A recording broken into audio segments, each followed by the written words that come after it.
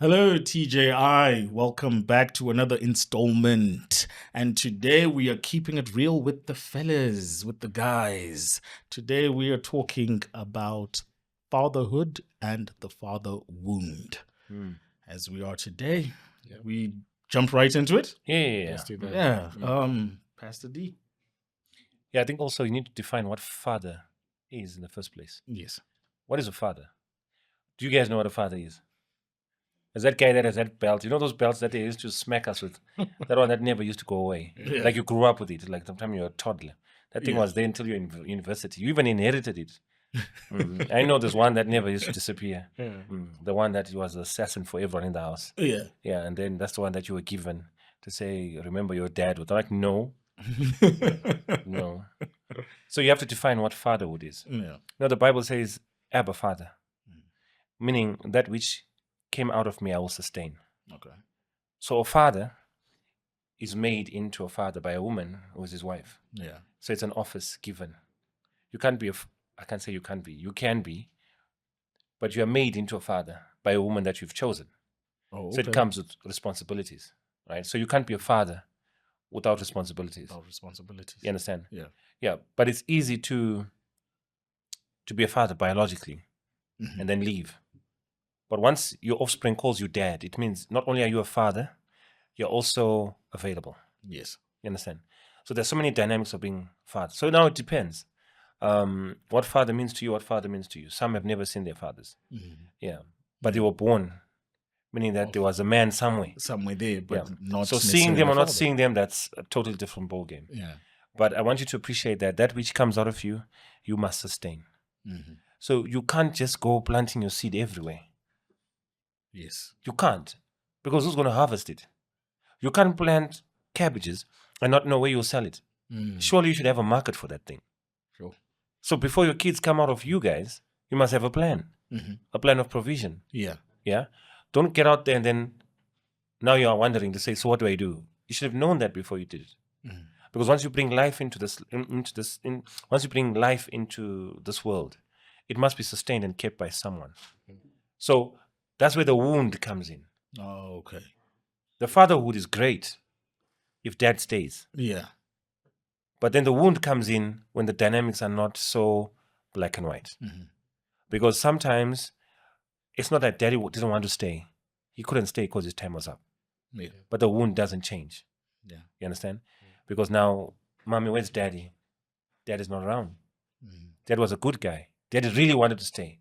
But a car accident took daddy out. Yeah. You understand? Yeah. So that's what I want to see. That if you are a father, you must sustain that which comes out of you. Yes. Yeah. It's your responsibility to plant seeds, but it's also your responsibility to take care of the what? Of the seeds. Yeah.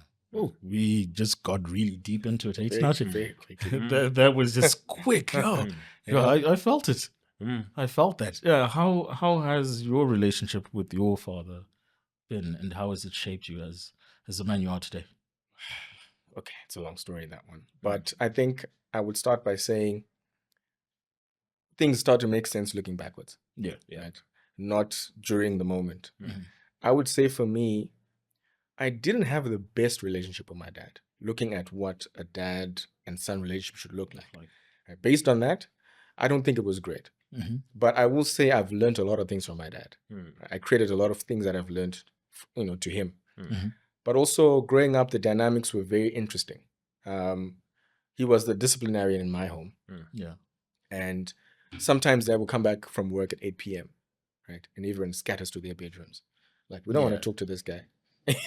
He's going to ask me if I watered the garden. He's going to ask me if I did my homework. Yeah. All of these things, which I probably didn't do. I don't want to face that right now. I'm going to go to sleep. Mhm. So there was that side, right?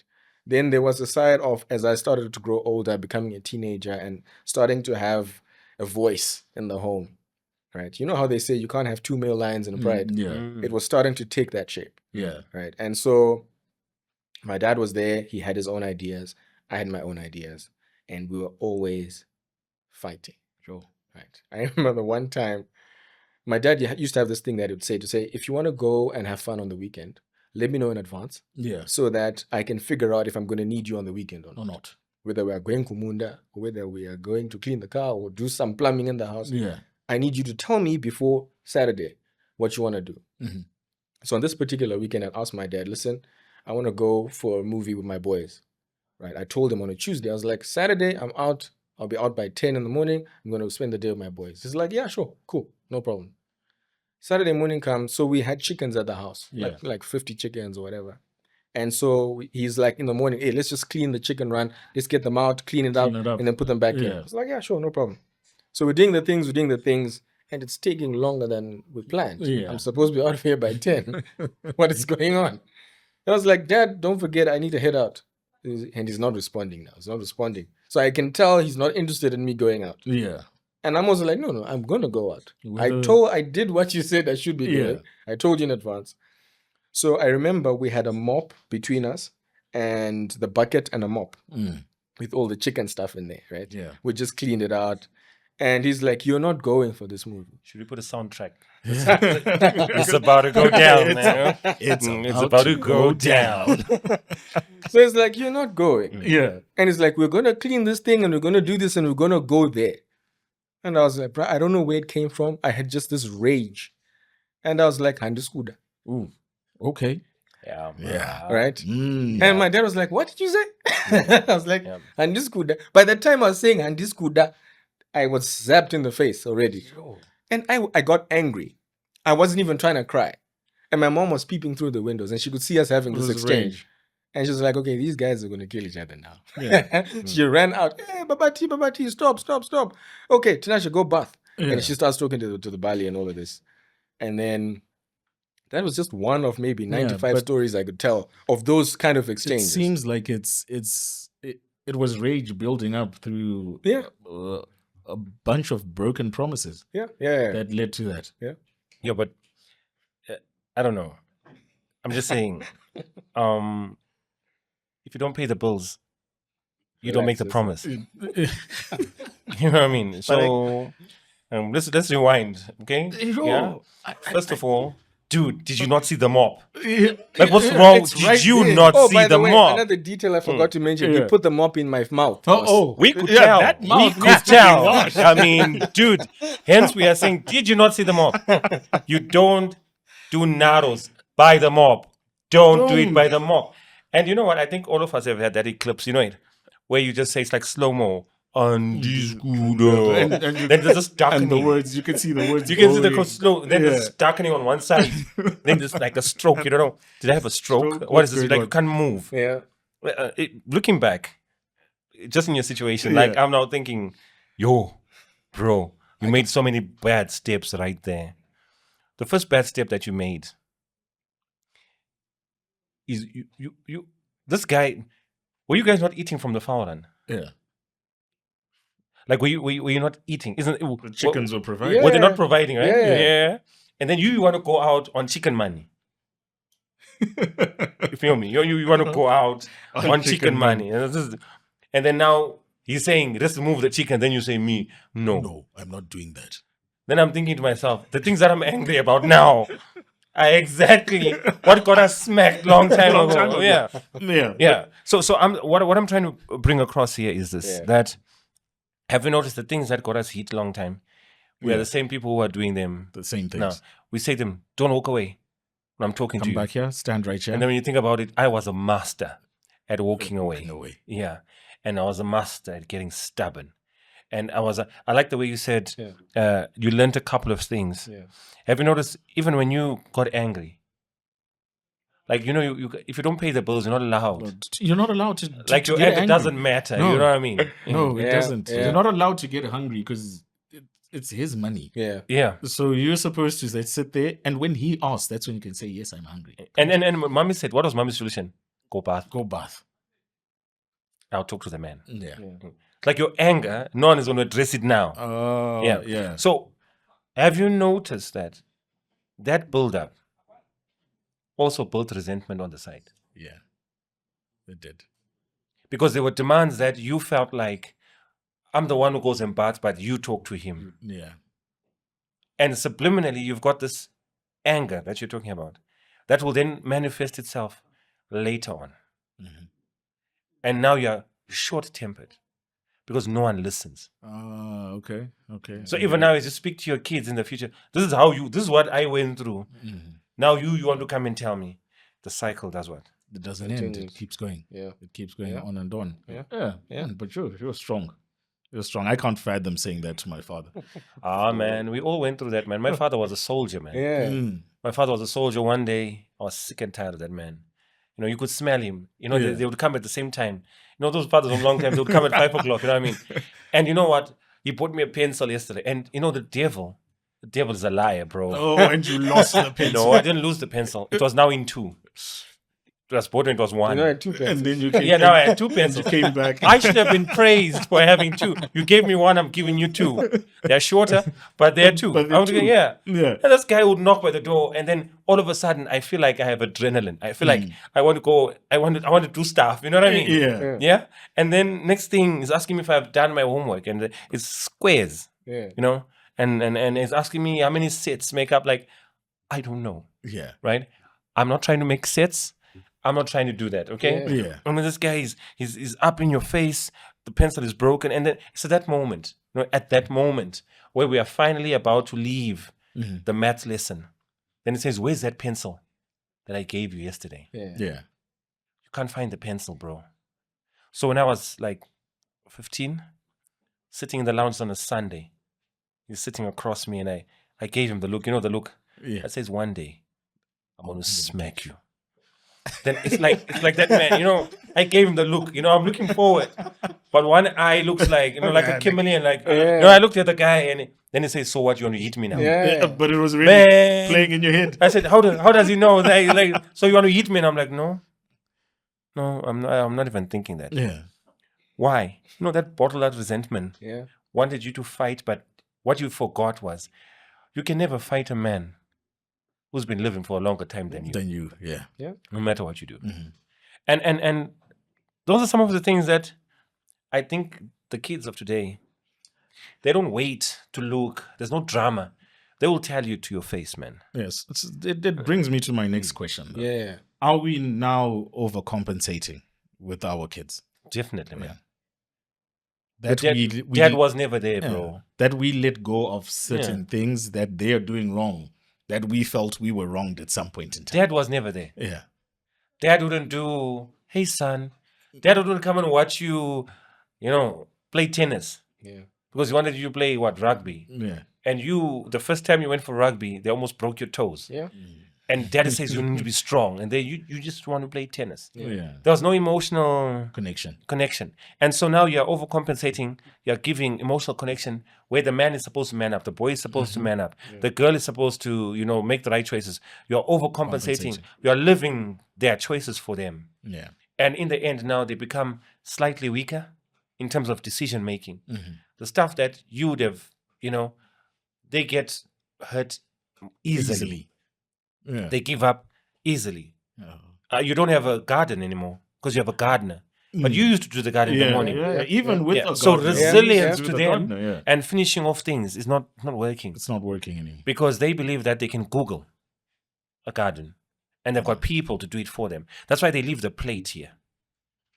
That auntie can come pick it up.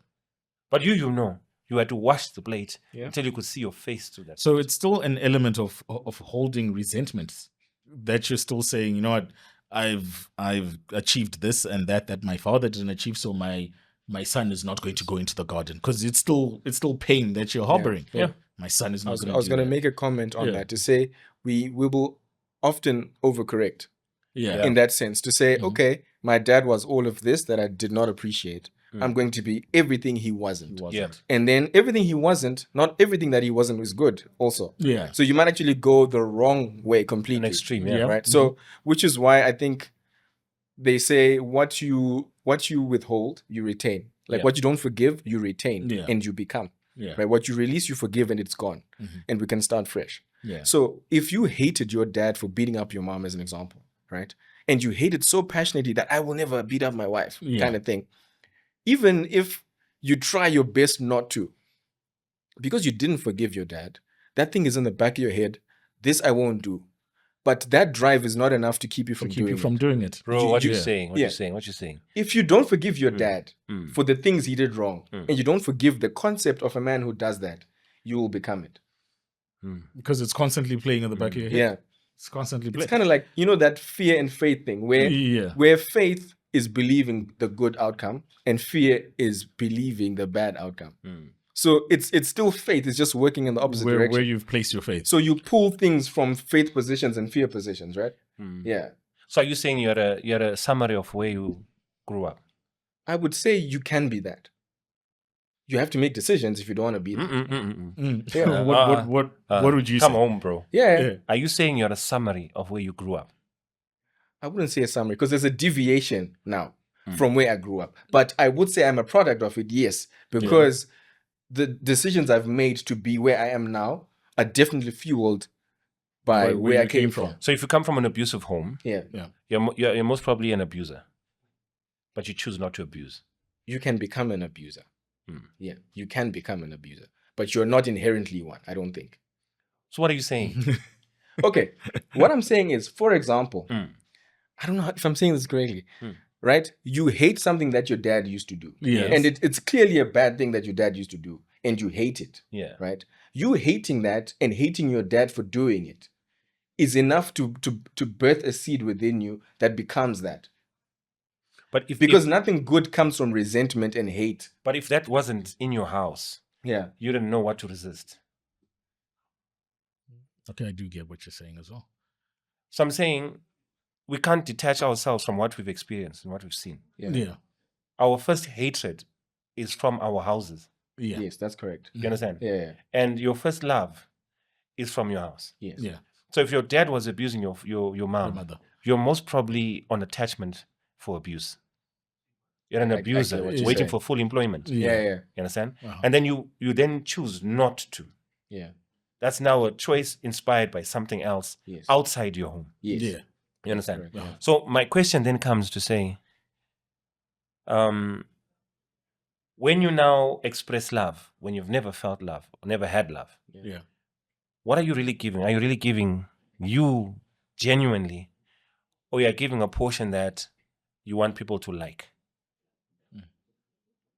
I don't think it's about what you want people to like. I think, for example, I've never received love from my dad, for example, okay. right? And I promised myself that I will love my children the way that I wasn't loved, right? So I don't know what love looks like in terms of how to give it. I just know the expectation of love that I had, but I never got it. So when I start to give what I think is love, it's definitely going to be wonky. It's not going to be straight. It's going to be awkward and strange all the time until you either learn from someone, like, okay, you can express love this way. You can express love this way. Your wife. Then you nurture it. Because I know guys that the wife will come and say, you are an amazing husband. You are a handsome man. And you just like, And you look at yourself and be like, And but you like, can't. you can't accept it. You're not accepting. So it. now we don't know what to do with that. So now she doesn't know, like, did you receive what I'm saying? Did I annoy you? Because your response is not correct. Because you really don't know how to respond. what it looks like. Yeah. So I have a question. Yeah. Hey, are you not supposed to be done asking the questions? We're talking. Yeah, okay. We say So, we're talking today. it's giving like so. We're talking because I also have a lot that's going on. I have a question. Yeah.